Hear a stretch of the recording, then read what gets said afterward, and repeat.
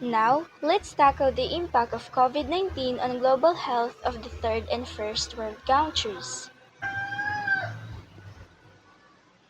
The impact that COVID-19 can exert on health systems of the world varies. Studies show that the low and middle-income countries or the third world countries with less developed health systems are likely to face significant challenges and remain vulnerable in controlling COVID-19 compared to the high-income countries.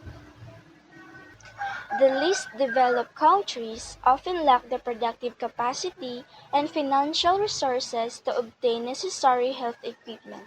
They need immediate support from the international community in addition to support for the long-term strengthening of health sector. Also, the developing countries lack in technologies and governance structures to effectively and efficiently trace and isolate the infected persons.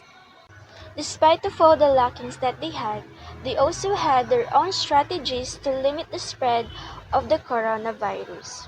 It includes imposing states of emergency, prohibiting public gatherings, closing schools and universities, banning international and often also domestic travel, and closing non-essential businesses.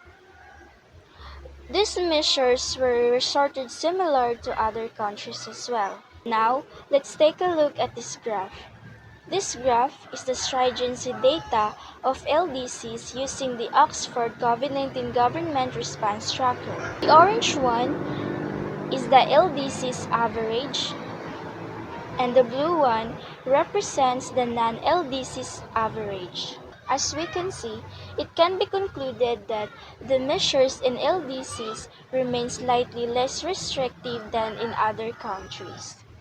Due to this crisis, more than 90 developing countries have approached the International Monetary Fund or the IMF for access to its emergency funding and financial assistance.